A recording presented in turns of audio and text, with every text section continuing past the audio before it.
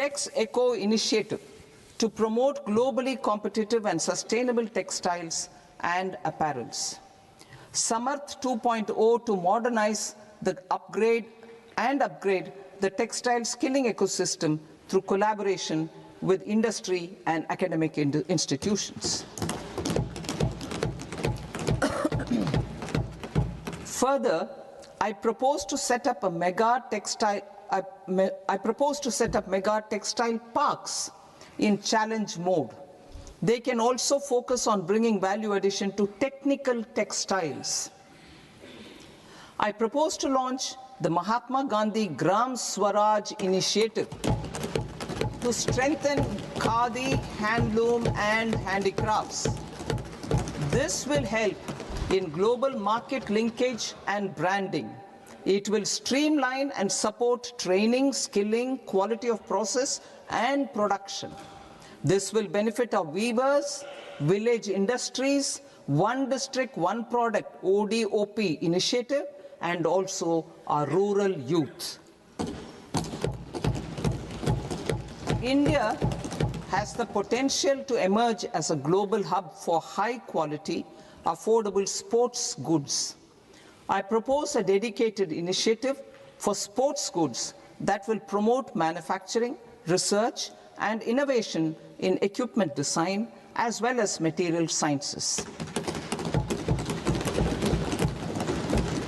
Rejuvenation of legacy industrial clusters. I propose to introduce a scheme to revive 200 legacy industrial clusters to improve their cost competitiveness and efficiency through infrastructure and technology upgradation. Creating champion SMEs and supporting micro enterprises. Recognizing MSMEs as a vital engine of growth, I propose a three-pronged approach to help them grow as champions. Equity support.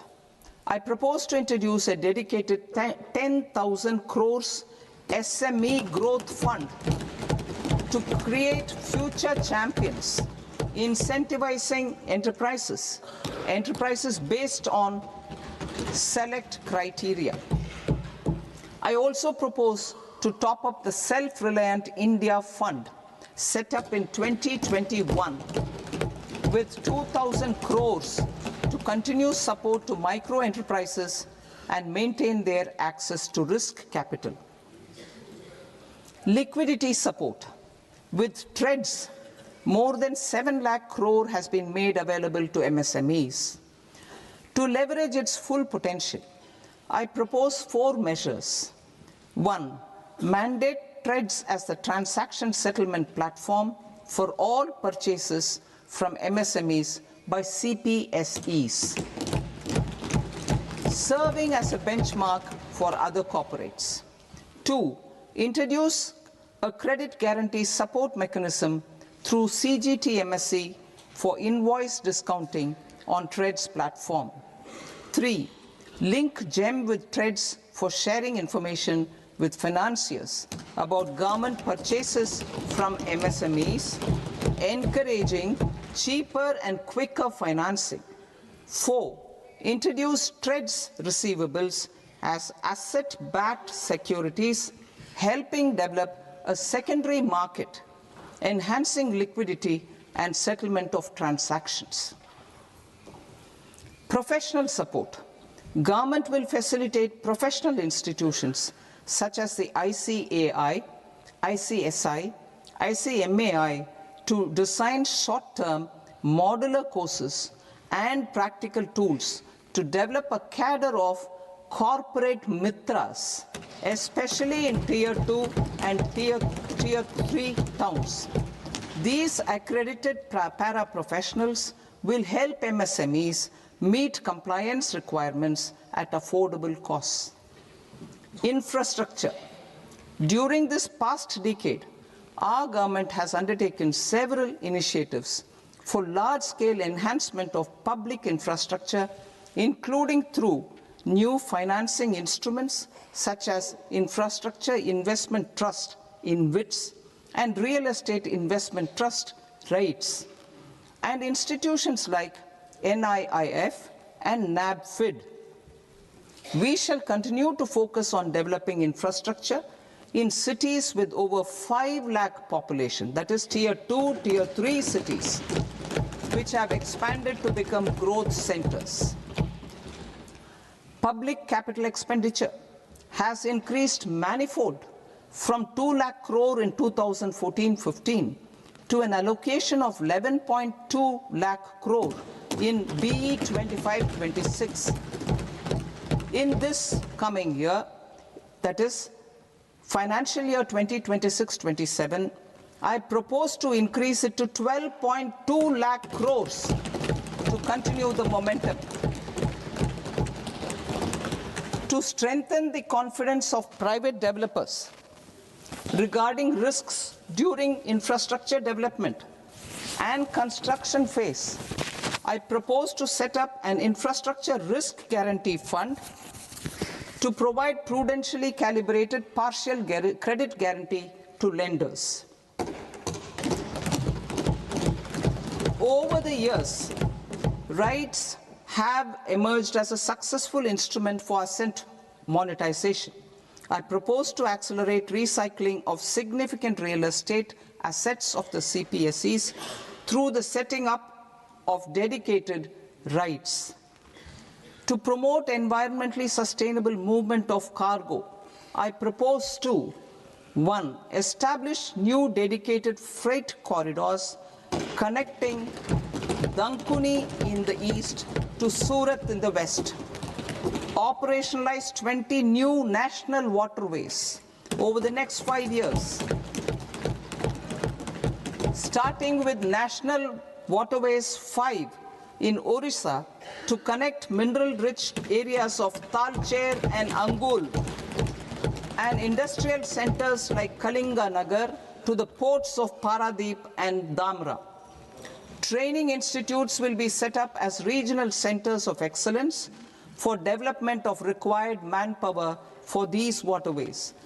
This will benefit youth in the entire stretch of the waterways to train and acquire skills.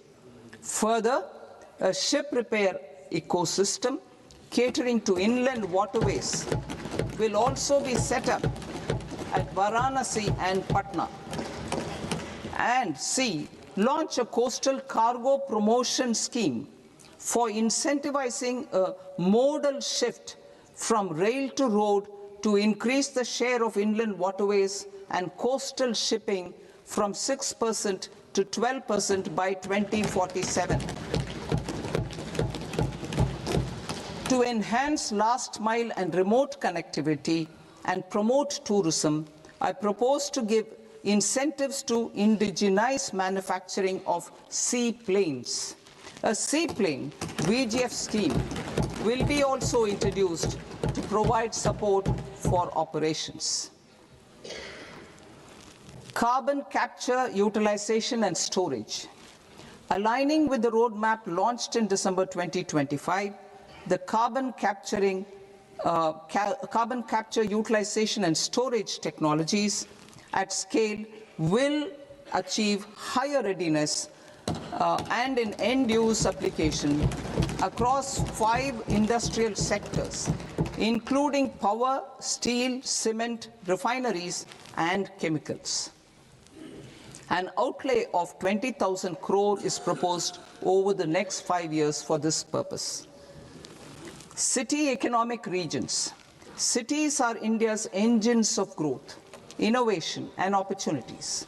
We shall now focus on Tier 2, Tier 3 cities, and even temple towns, which need modern infrastructure and basic amenities. This budget aims to further amplify the potential of cities to deliver the economic power of agglomerations by mapping city economic regions based on their specific growth drivers. An allocation of 5,000 crore per CER over 5 years is proposed for implementing their plans through a challenge mode with a reform-cum-result-based financing mechanism.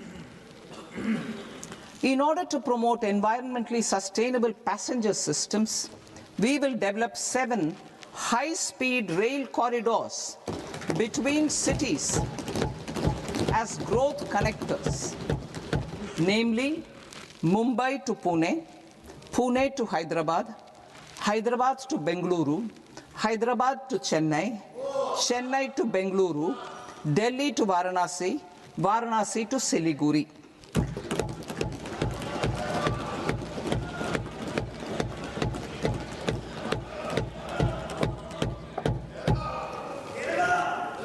Financial sector.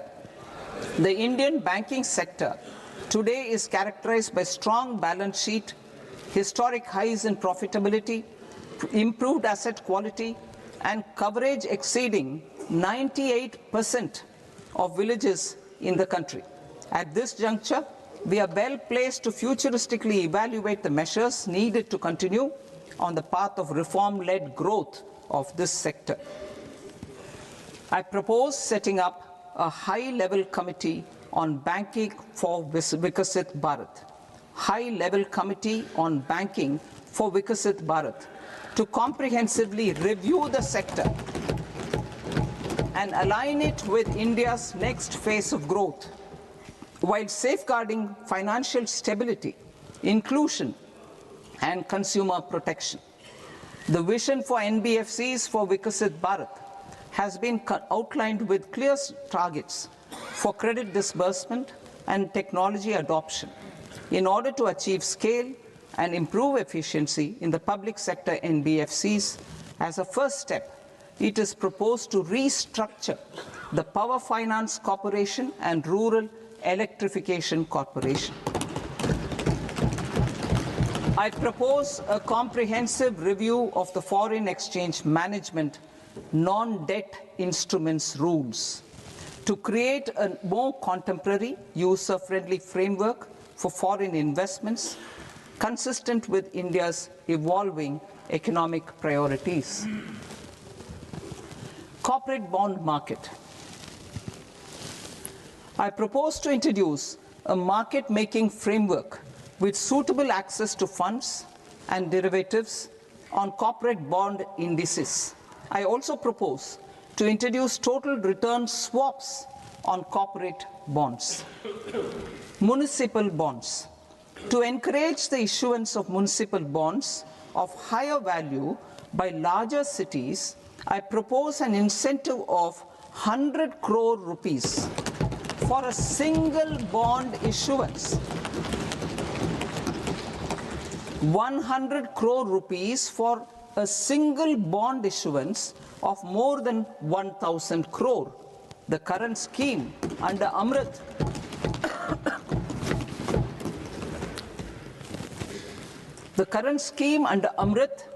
which incentivizes issuances up to 200 crores only, will also continue to support smaller and medium towns. That will also continue to support the smaller and medium towns. Ease of doing business. Individual persons resident outside India, PROI, will be permitted to invest in equity instruments of listed Indian companies through the Portfolio Investment Scheme. It is also proposed to increase the investment limit for an individual PROI under the scheme from 5% to 10%, with an overall investment limit for all individual PROIs to 24% from the current 10%. Emerging technologies including AI. 21st century is technology-driven. Adoption of technology is for the benefit of all people. Farmers in the field, women in STEM, youth keen to upskill, and Divyangjan to access newer opportunities.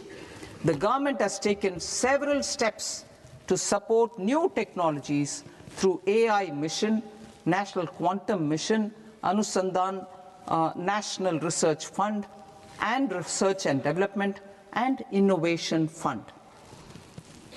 Our second kartavya is to fulfill aspirations and build capacities. Close to 25 crore individuals have come out of multi-dimensional poverty through a decade of our government's sustained and reform-oriented efforts.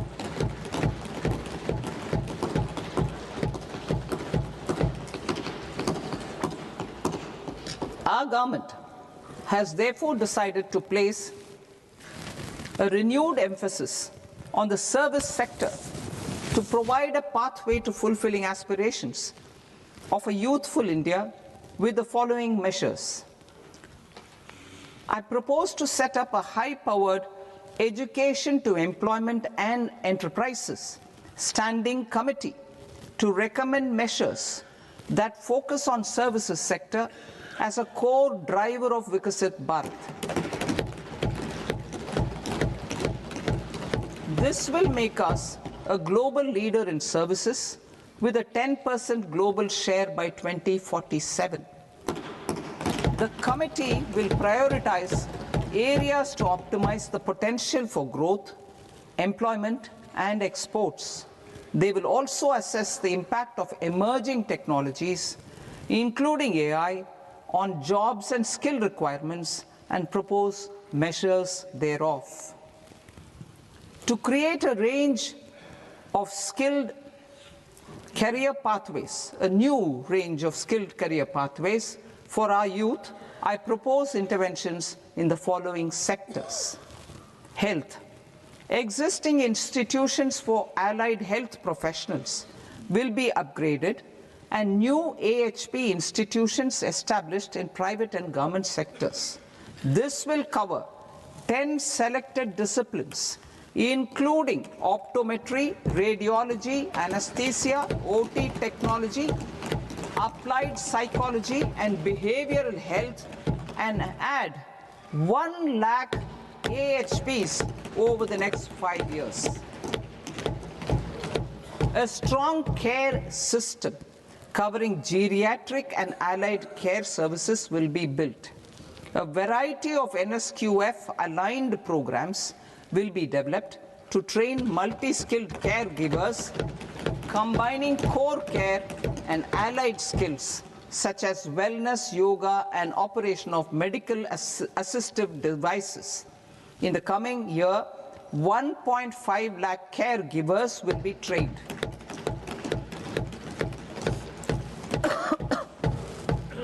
Hubs for medical value tourism. To promote India as a hub for medical tourism,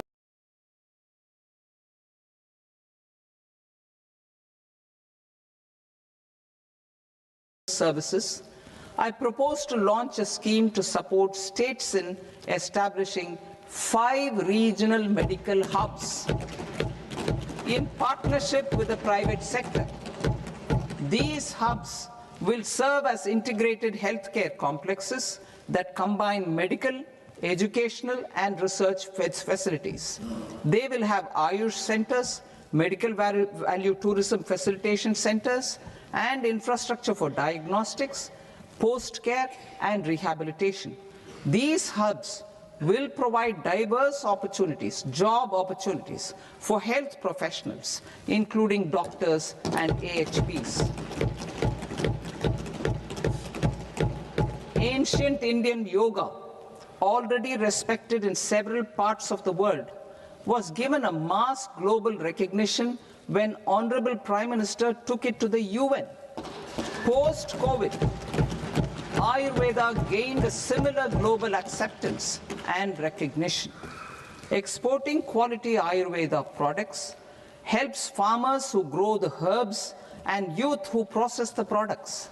To meet growing global demand, a few more steps are being taken. I propose to, 1, set up 3 new All India Institutes of Ayurveda. 2, upgrade Ayush pharmacies and drug testing labs for higher standards of certification ecosystem and make available more skilled personnel. 3, upgrade the WHO Global Traditional Medicine Center in Jamnagar to bolster evidence-based research, training, and awareness for traditional medicine. animal husbandry. Livestock contributes to close to 16% of farm income, including of poor and marginal households.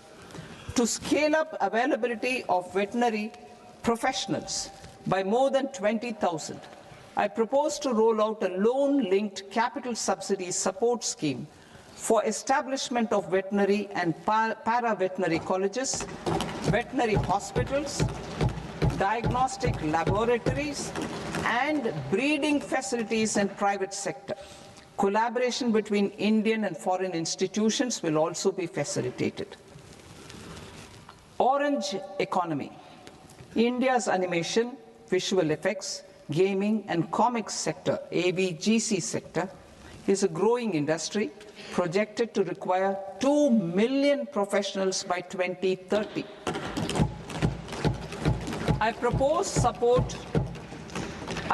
to support the Indian Institute of Creative Technologies, Mumbai, in setting up AVGC content creator labs in 15,000 secondary schools all over the country and 500 colleges.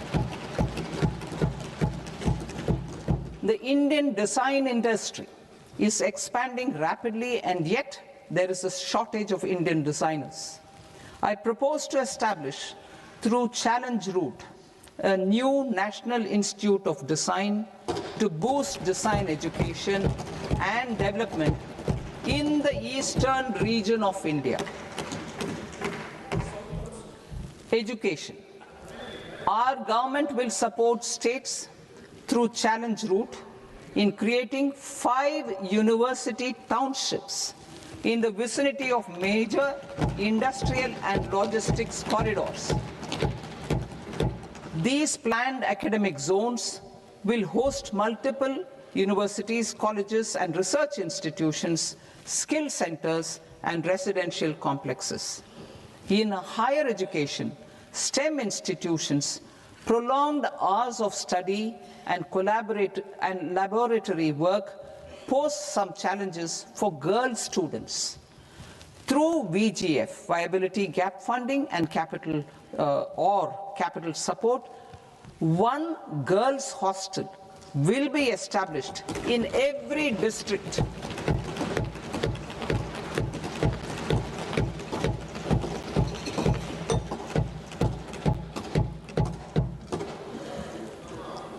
To promote astrophysics and astronomy via immersive experiences, 4 telescope infrastructure facilities will be set up or upgraded. The National Large Solar Telescope, the National Large Optical Infrared Telescope, the Himalayan Chandra Telescope, and the Cosmos 2 Planetarium. Tourism. The tourism sector has the potential to play a large role in the employment generation, forex earnings, and expanding the local economy. I propose to set up a National Institute of Hospitality by upgrading the existing National Council for Hotel Management and Catering Technology. It will function as a bridge between academia, industry, and government. I also propose a pilot scheme for upskilling 10,000 guides in 20 iconic tourist sites through a standardized, high-quality, 12-week training course in hybrid mode in collaboration with the Indian Institute of Management. A national destination digital knowledge grid will be established to digitally document all places of significance, cultural, spiritual, and heritage. This initiative will create a new ecosystem of jobs for local researchers, historians, content creators, and technology partners. India has the potential and opportunity to offer world-class trekking and hiking experience. We will develop ecologically sustainable mountain trails in Himachal Pradesh, Uttarakhand, and Jammu Kashmir. Also in Araku Valley in the Eastern Ghats and Podigai Malai in the Western Ghats. Turtle trails along key nesting sites in the coastal areas of Odisha, Karnataka and Kerala. And 3, bird watching trails along the Pulikat Lake in Andhra Pradesh, Tamil Nadu. It's on the border. Under the visionary leadership of Honorable Prime Minister, we established the International Big Cat Alliance in 2024. This year, India is hosting the first ever Global Big Cat Summit, where heads of governments and ministers from 95 range countries will deliberate on collective strategies for conservation. Heritage and culture tourism. I propose to develop 15 archaeological sites, including Lothal, Dolavira, Rakhi Gadi, Adichanallur, Saranath, Hastinapur, and Leh Palace into vibrant experiential cultural destinations. Excavated landscapes will be open to the public through curated walkways. Immersive storytelling skills and technologies will be introduced to help conservation labs, interpretation centers, and guides. The sports sector provides multiple means of employment, skilling, and job opportunities. Taking forward the systematic nurturing of sports talent, which is set in motion through the Khelo India program earlier, I propose to launch a Khelo India mission to transform the sports sector over the next decade. The mission will facilitate an integrated talent development pathway supported by training centers, which are foundational, intermediate, and elite levels. B, systematic development of coaches and support staff. C, integration of sports science and technology. D, competitions and leagues to promote sports culture and provide platforms. And E, development of sports infrastructure for training and competition. Our third Kartavya aligns with our vision of Sabka Saath, Sabka Vikas towards Vikasit Bharat. This requires targeted efforts for 1, increasing farmer incomes through productivity enhancement and entrepreneurship, with special attention to small and marginal farmers. B, empowering Divyangjan through access to livelihood opportunities, training, and high-quality assistive devices. C, empowering the vulnerable to access mental health and trauma care. D, focus on the Purvodaya states and the Northeast region to accelerate development and employment opportunities. Fisheries. We will undertake initiatives for integrated development of 500 reservoirs and Amrit Sarovars. 2, strengthen the fisheries value chain in coastal areas and enable market linkages involving startups and women-led groups together with fish farmer producer organizations. Animal husbandry. To provide quality employment opportunities in rural and peri-urban areas, we will support the animal husbandry sector in entrepreneurship development through A, credit-linked subsidy program, B, scaling up and modernization of livestock enterprises, C, enhanced creation of livestock, dairy, and poultry enhanced creation of livestock, dairy, and poultry-focused integrated value chains, and D, encourage creation of livestock farmer-producer organizations. High-value agriculture. To diversify farm outputs, increase productivity, enhance farmers' incomes, and create new employment opportunities, we will support high-value crops such as coconut, sandalwood, cocoa, cashew in the coastal areas, agar trees in northeast, and nuts such as almonds, walnuts, and pine nuts in our hilly regions. These, all of them, will be supported. India is the world's largest producer of coconuts. About 30 million people, including nearly 10 million farmers, depend on coconuts for their livelihood. To further enhance competitiveness in coconut production, I propose a coconut promotion scheme to increase production and enhance productivity through various interventions, including replacing and non-productive trees with new saplings or plants or varieties in major coconut growing states.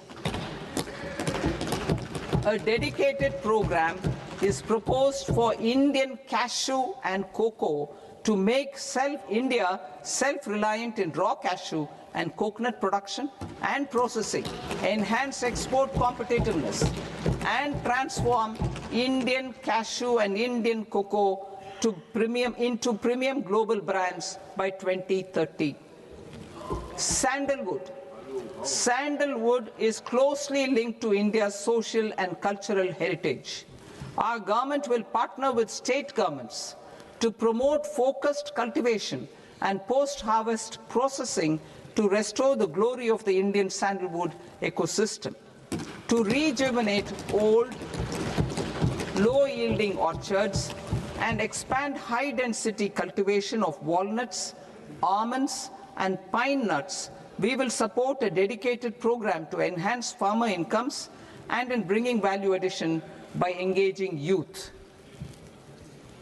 Bharat Vistar, that is virtually integrated system to access agricultural resources.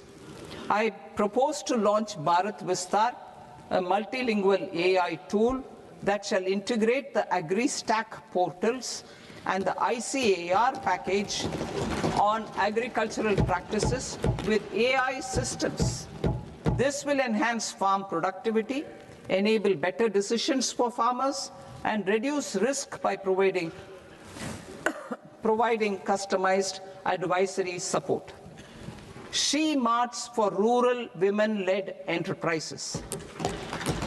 Building on the success of Lakpati Didi program, I propose to help women take the next step from credit-linked livelihoods to being owners of enterprises.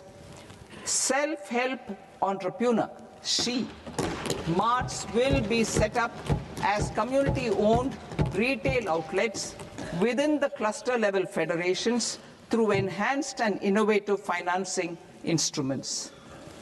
Empowering Divyangjan. Divyangjan Kaushal Yojana. Information technology, AVGC sectors, hospitality and food and beverages sectors often offer task-oriented and process-driven roles which are suitable for Divyangjan. We will ensure dignified livelihood opportunities through industry-relevant and customized training specific to each Divyangjan group. Divyang Sahara Yojana. Timely access to high-quality assistive devices for all eligible Divyangjan is a fundamental need. I propose to 1. Support the Artificial Limbs Manufacturing Corporation of India, Alimco, to set up and to scale up production of assistive devices, invest in R&D and AI integration, strengthen PM Divyasha Kendras, and support setting up of assistive technology marts as modern retail style centers where Divyangjan and senior citizens can see, try, and purchase assistive products. Reaffirming our commitment to mental health and trauma care. There are no national institutes for mental health care in North India.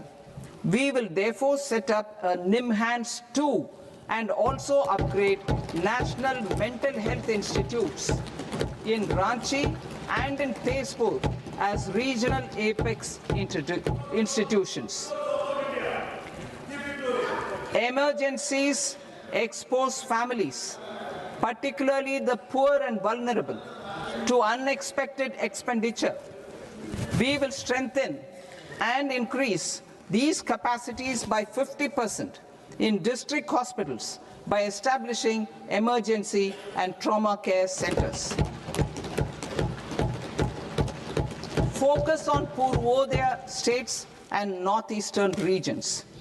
Purvodaya, I propose the development of an integrated East Coast industrial corridor with a well-connected node at Durgapur, creation of 5 tourism destinations in 5 Purvodaya states, and the provision of 4,000 e-buses.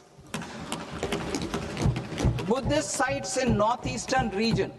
The northeastern region is a civilizational confluence of Theravada and Mahayana or Vajrayana traditions. I propose to launch a scheme for development of Buddhist circuits in Arunachal Pradesh, Sikkim, Assam, Manipur, Mizoram, and Tripura.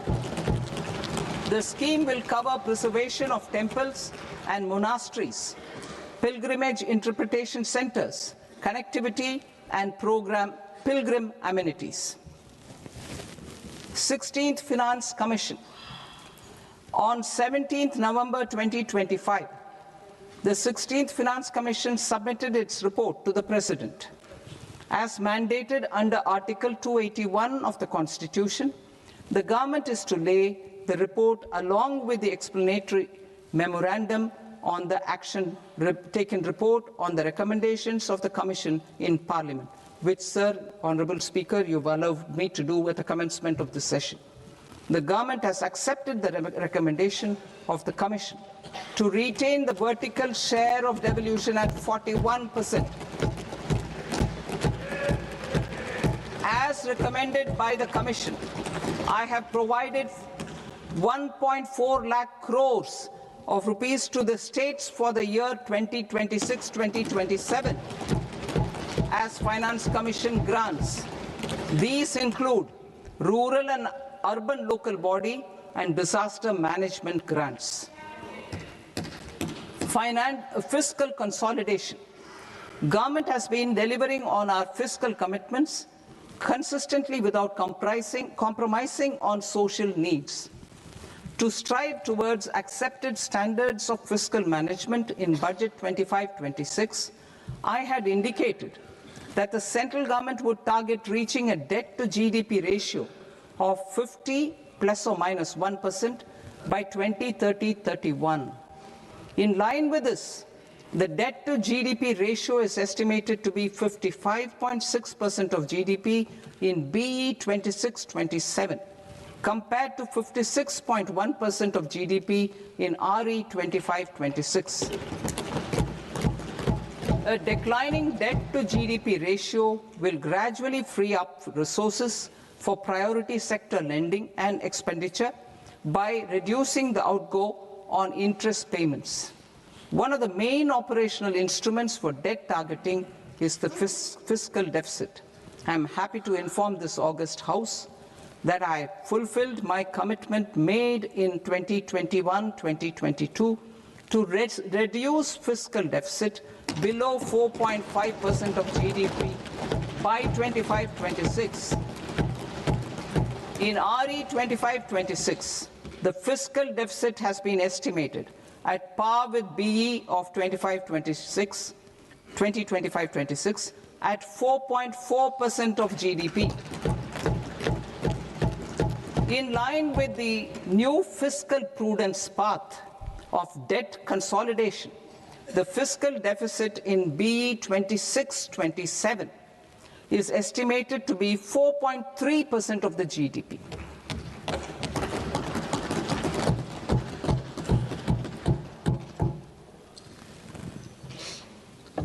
The revised estimates of the non-debt receipts are 34 lakh crore rupees, of which the centre's net tax receipts are 26.7 lakh crore.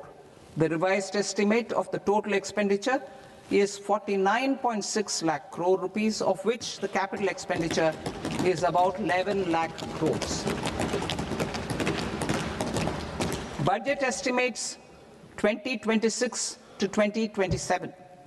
Coming to 26-27, the non-debt receipts and the total expenditure are estimated as 36.5 lakh crore and 53.5 lakh crore respectively.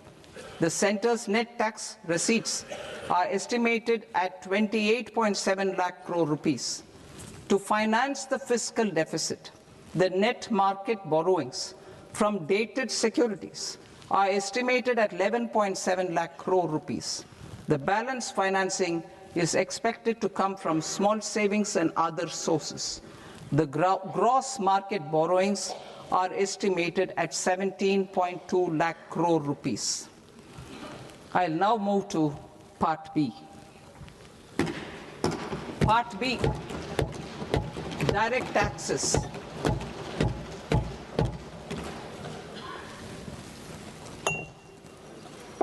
Honorable Speaker, sir, I now present my proposals on direct taxes.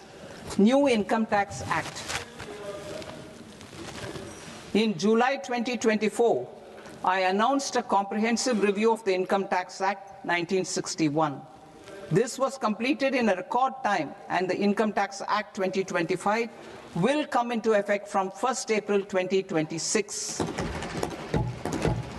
The simplified income tax rules and forms will be notified shortly, giving adequate time to taxpayers to acquaint themselves with its requirements. The forms have been redesigned such that ordinary citizens can comply without difficulty. Ease of living. I propose that any interest awarded by the Motor Accident Claims Tribunal to a natural person will be exempt from income tax, and any TDS on this account will be done away with. I propose to reduce TCS rate on the sale of overseas tour program package from the current 5% and 20% to 2% without any stipulation of amount. I propose to reduce TCS rate for pursuing education and for medical purposes under the Liberalized Remittance Scheme, popularly known as LRS, from 5% to 2%. Supply of manpower services is proposed to be specifically brought within the ambit of payment to contractors for the purpose of TDS to avoid ambiguity. Thus, TDS on these services will be at the rate of either 1% or 2% only. I propose a scheme for small taxpayers, wherein a rule-based automated process will enable obtaining a lower or nil deduction certificate instead of filing an application with the assessing officer. For the ease of taxpayer holding securities in multiple companies, I propose to enable depositories to accept Form 15G or Form 15H from the investor and provide it directly to various relevant companies. I propose to extend time available for revising returns from 31st December to up to 31st March with the payment of a nominal fee. I also propose to stagger the timeline for filing of tax returns. Individuals with ITR 1 and ITR 2 returns will continue to file till 31st July, and non-audit business cases or trusts are proposed to be allowed time till 31st August. TDS on sale of immovable property by a non-resident is proposed to be deducted and deposited through resident buyers and his or her PAN-based challan instead of requiring a TAN, which is a temporary accounting number. To address practical issues of small taxpayers like students, young professionals, tech employees, relocated NRIs, and such others, I propose to introduce a one-time 6-month foreign asset disclosure scheme for these taxpayers to disclose income or assets below a certain size. This scheme would be applicable for 2 categories of taxpayers, namely A, who did not disclose their overseas income or assets, and B, who disclosed their overseas income and or paid due tax but could not declare the asset acquired. For category A, the limit of undisclosed income or asset is proposed to be up to 1 crore rupees. They need to pay 30% of fair market value of asset or 30% of undisclosed income as tax and 30% as additional income tax in lieu of penalty and would thereby get immunity from prosecution. For category B, asset value is proposed to be up to 5 crore rupees. Here, immunity from both penalty and prosecution will be available with a payment of fee of 1 lakh rupees. Rationalizing penalty and prosecution. Multiplicity of proceedings are hindrance to the ease of doing business. I propose to integrate assessment and penalty proceedings by way of a common order for both. There will be no interest liability on the taxpayer on the penalty amount for the period of appeal before the first appellate authority, irrespective of the outcome of appeal process. Further, quantum of prepayment is being reduced from 20% to 10% and will continue to be calculated only on core tax demand. As an additional measure for reducing litigation, I propose to allow taxpayers to update their returns even after reassessment proceedings have been initiated, and an additional 10% tax rate over and above the rate applicable for the relevant year. The assessing officer will then use only this updated return in his proceedings. There is already a framework for immunity from penalty and prosecution in the cases of underreporting. I propose to apply this framework for immunity to misreporting too. However, in such a case, the taxpayer will need to pay 100% of the tax amount as an additional income tax over and above the tax and interest due. Penalties for certain technical defaults, such as failure to get accounts audited, non-furnishing of transfer pricing audit report, and default in furnishing statement for financial transactions are proposed to be converted into fee.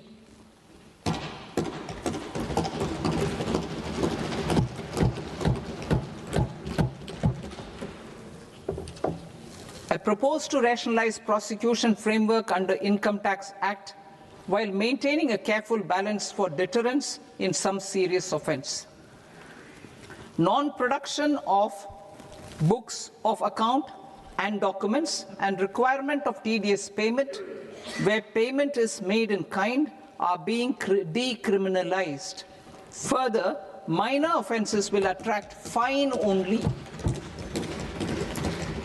The remaining prosecutions will be graded commensurate with the quantum of offense. They will entail only simple imprisonment with maximum imprisonment reduced to 2 years and power to courts to convert even those into fines. There is no penalty. There's no penalty presently for non-disclosure of non-immovable foreign assets with aggregate value less than 20 lakh rupees. I propose to also provide them with immunity from prosecution with retrospective effect from 1/10/2024.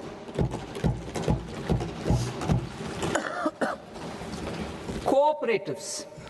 Deduction is already allowed to a primary cooperative society engaged in supplying milk, oilseeds, fruits or vegetables raised or grown by its members.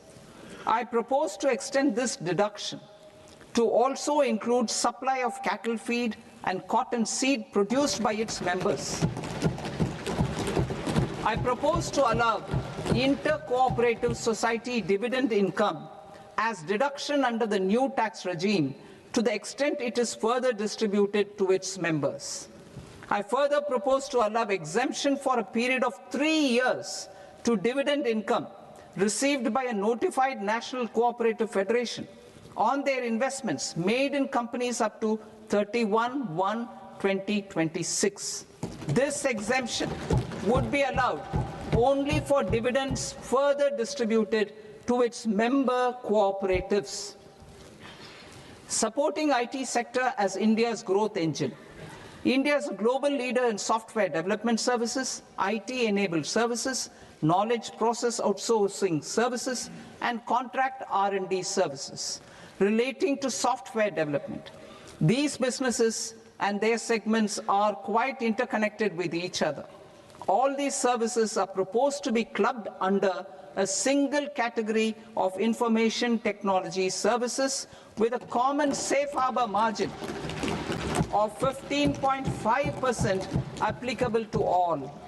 The threshold for availing safe harbor for IT services is being enhanced substantially from 300 crore rupees to 2,000 crore rupees. Safe harbor for IT services shall be approved by an automated rule-driven process without any need for tax officer to examine and accept the application. Once applied by an IT services company, the same safe harbor can be continued for a period of 5 years at a stretch at its choice.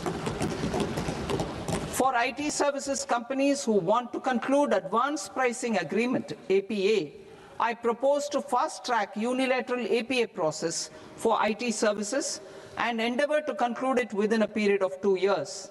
The period of 2 years can be extended by a further period of 6 months on taxpayers' request. I propose to extend the facility of modified returns available to the entity entering APA to its associated entities also. Attracting global business and investment. Recognizing the need to enable critical infrastructure and boost investment in data centers, I propose to provide tax holiday till 2047 to any foreign company that provides cloud services to customers globally by using data center services from India.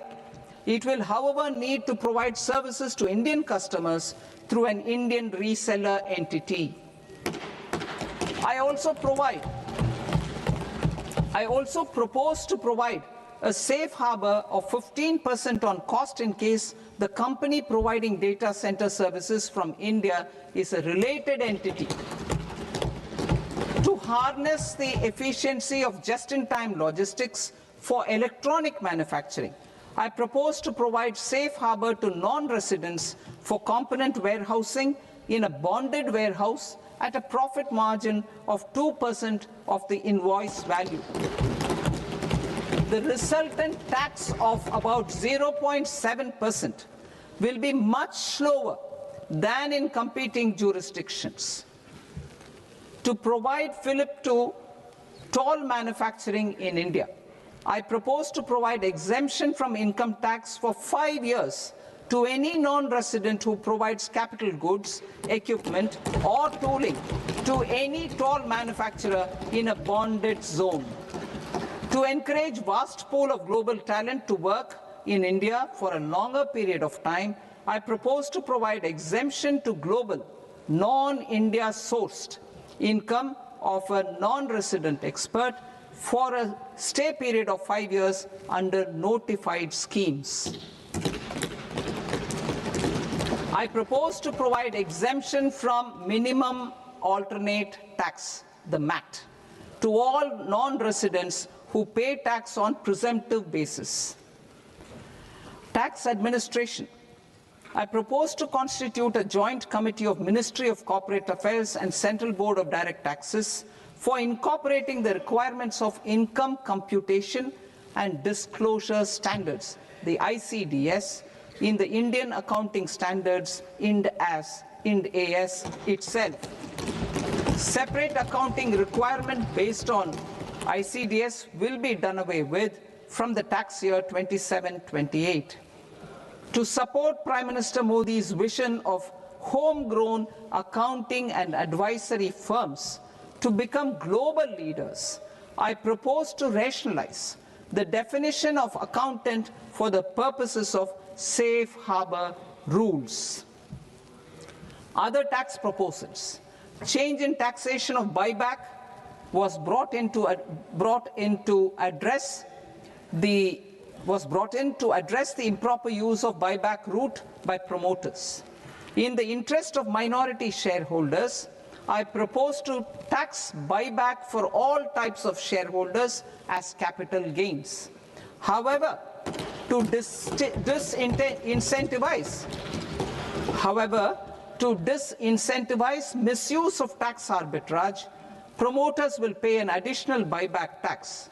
This will make effective tax 22% for corporate promoters. For non-corporate promoters, the effective tax will be 30%.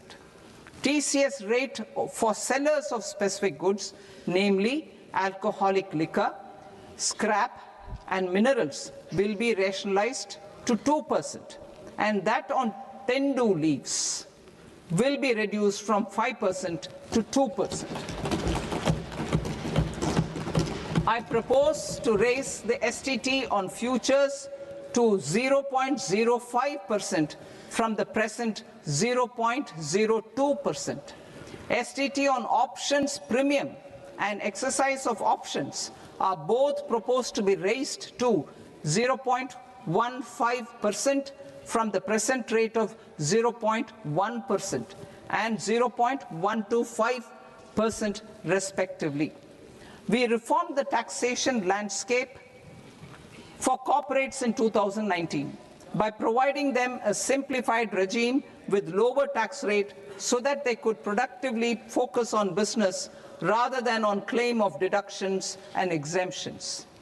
To encourage companies to shift to the new regime, set off of brought forward MAT credit, minimum alternate tax credit, is proposed to be allowed to companies only in the new regime. Set off using available MAT credit is proposed to be allowed to an extent of 1/4 of the tax liability in the new regime. MAT is proposed to be made final tax, so there will be no further credit accumulation from 1st April 2026. In line with this change, the rate of final tax is being reduced to 14% from the current MAT rate of 15%. The brought forward MAT credit of taxpayers accumulated till 30th March 2026 will continue to be available to them for set-off as above. Indirect taxes. I shall now take up proposals related to indirect taxes. My proposals for customs and central excise aim to further simplify the tariff structure, support domestic manufacturing, promote export competitiveness, and correct inversion in duty. To continue weeding out long-continuing customs duty exemptions, I propose to remove certain exemptions on items which are being manufactured in India or where the imports are negligible. Similarly, to further simplify the process of ascertaining the rate of duty applicable on a particular item, I propose to incorporate certain effective rates in various customs notifications to the tariff schedule itself. I shall now take up sector-specific proposals. Promotion of exports of marine, leather, and textile products. I propose to increase the limit for duty-free imports of specified inputs used for processing seafoods for export from the current 1% to 3% of FOB value of the previous year's export turnover. I also propose to allow duty-free imports of specified inputs which is currently available for exports of leather or synthetic footwear, to exports of shoe uppers as well. I propose to extend the time period for export of final product from the existing 6 months to 1 year for exporters of leather or textile garments, leather or synthetic footwear, and other leather products. Energy transition and security. I propose to extend the basic customs duty exemption given to capital goods used for manufacturing lithium-ion cells for batteries to those used for manufacturing lithium-ion cells for battery energy storage systems also. I propose to exempt basic customs duty on import of sodium antimonate for use in manufacture of solar glass. Nuclear power. I propose to extend the existing basic customs duty exemption on imports of goods required for nuclear power projects till the year 2035 and expand it for all nuclear plants irrespective of their capacity. Critical minerals. It is proposed to provide basic customs duty exemption to the import of capital goods required for the processing of critical minerals in India. Biogas blended CNG. I propose to exclude the entire value of biogas while calculating the central excise duty payable on biogas blended CNG. Civil and defense aviation. I propose to exempt basic customs duty on components and parts required for the manufacture of civilian training and other aircrafts. It is proposed to exempt basic customs duty on raw materials imported for the manufacture of parts of aircraft to be used in maintenance, repair, or overall requirements by units in the defense sector. Electronics. To deepen value addition in the consumer electronics sector, I propose to exempt basic customs duty on specified parts used in the manufacture of microwave ovens. Special economic zone. To address the concerns arising about utilization of capacity by manufacturing units in the special economic zones due to global trade disruptions, I propose as a special one-time measure to facilitate sales by eligible manufacturing units in SEZs to the domestic tariff area at concessional rates of duty. The quantity of such sales will be limited to a prescribed proportion of their exports. Necessary regulatory changes will be undertaken to operationalize the measures while ensuring level playing field for the units working in the DTA. Ease of living. To rationalize the customs duty structure for goods imported for personal use, I propose to reduce the tariff rate on all dutiable goods imported for personal use from 20% to 10%. To provide relief to patients, particularly those suffering from cancer, I propose to exempt basic customs duty on 17 drugs or medicines. I propose also to add 7 more rare diseases for the purposes of exempting import duties on personal imports of drugs, medicines, and food for special medical purposes used in their treatment. Customs process. India's role and share in the global trade is poised for a major leap in line with our ambition and journey towards Vikasit Bharat. In this regard, I propose many measures for custom processes to have minimal intervention for smoother and faster movement of goods and greater certainty to the trade. Trust-based systems. I propose to enhance duty deferral period for Tier 2 and Tier 3 authorized economic operators, known as AEOs, from 15 days to 30 days. I propose to provide eligible manufacturer importers the same duty deferral facility. This should encourage them to get themselves accredited as a full-fledged Tier 3 AEO in due course. To provide greater certainty and for better business planning, I propose to extend validity period of advance ruling binding on customs from the present 3 years to 5 years. In the spirit of the whole of government approach,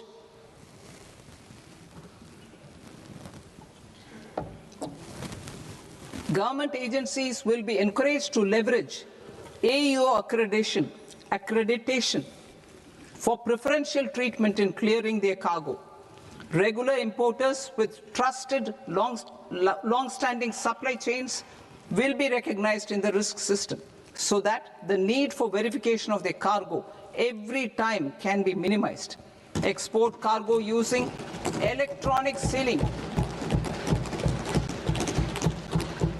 Export cargo using electronic sealing will be provided through clearance from the factory premises to the ship. For import of goods not needing any compliance, filing of bill of entry by a trusted importer and arrival of goods will automatically notify customs for completing their clearance formalities. This will enable goods to be released immediately on arrival. The customs warehouse framework will be transformed into a warehouse operator-centric system with a self-declarations, electronic tracking, and risk-based audit. These reforms will move away from the current system of officer-dependent approvals and reduce transaction delays and compliance costs. Ease of doing business. Approvals required for cargo clearance from various government agencies will be seamlessly processed through a single and interconnected digital window by the end of the financial year.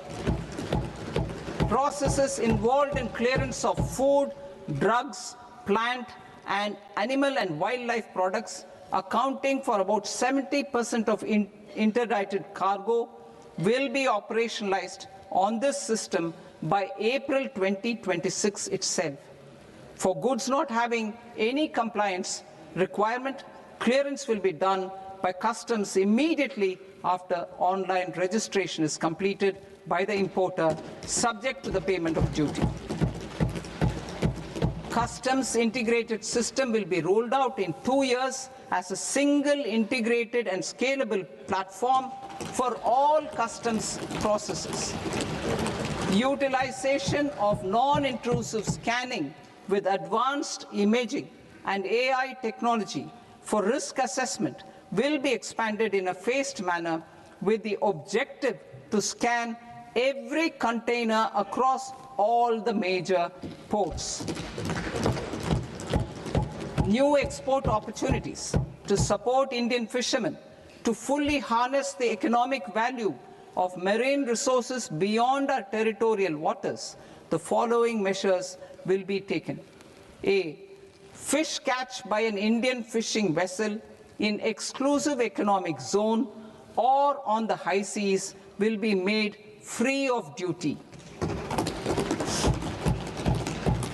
Landing of such fish on foreign port will be treated as export of goods. Safeguards will be put in place to prevent misuse during fish catch, transit, or transshipment. To support aspirations of India's small businesses, artisans, and startups to access global markets through e-commerce, I am pleased to announce complete removal of the current value cap of 10 lakh rupees per consignment on courier exports. In addition, handling of rejected and returned consignments will be improved with effective use of technology for identifying such consignments. I propose to revise provisions governing baggage clearance during international travel to address genuine concerns of passengers. The revised rules will enhance duty-free allowances in line with the present-day travel realities and provide clarity in temporary carriage of goods brought in or taken out. There are honest taxpayers who are willing to settle disputes by paying all their dues, but they get deterred due to negative connotation associated with penalty. They will now be able to close cases by paying an additional amount in lieu of penalty. Honorable Speaker, sir, with this, I commend the budget to this august House. Jai Hind.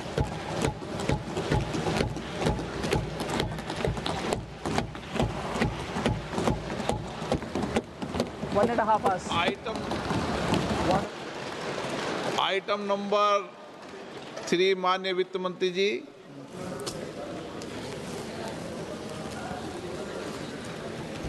Item number 2, sir. 3.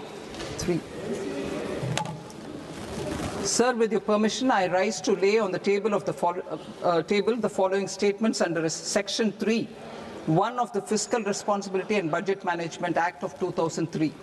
Medium-term fiscal policy, fiscal policy strategy statement, and macroeconomic framework statement. Item number 4, माननीय वित्त मंत्री जी. Sir, with your permission, I move for leave to introduce the Finance Bill 2026. प्रश्न ये कि विधेयक को पुनर्स्थापित करने की अनुमति प्रदान की जाए. जो सदस्य इस पक्ष में हाँ गए, जो सदस्य विरोध में ना गए, मेरे विचार में निर्णय हाँ वालों के पक्ष में, हाँ वालों के पक्ष में अनुमति प्रदान की जाती है. माननीय मंत्री जी, अब विधेयक पुनर्स्थापित करें. Sir, I introduce the bill. माननीय सदस्यगण, आपको सूचित किया जाता है कि माननीय वित्त मंत्री जी के बजट भाषण की कॉपी पब्लिकेशन काउंटर पर ली जाती है. बजट भाषण और बजट से संबंधित दस्तावेज आपके मोबाइल फोन और मेंबर पोर्टल्स पर ही उपलब्ध है. सभा की कार्रवाई कल सोमवार दिनांक 2 फरवरी 2026 को प्राप्त 11 बजे तक के लिए स्थगित की जाती है.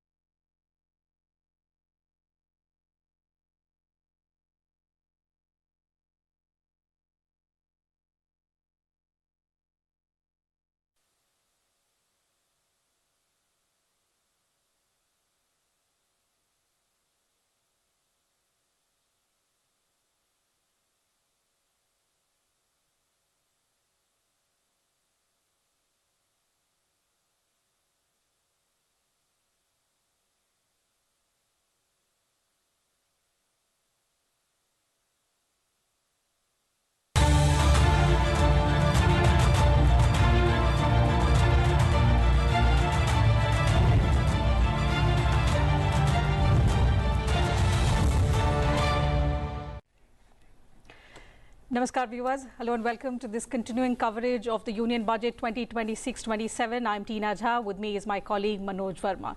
So you heard the Finance Minister Nirmala Sitharaman presenting the Union Budget 2026-27, also introducing the Finance Bill.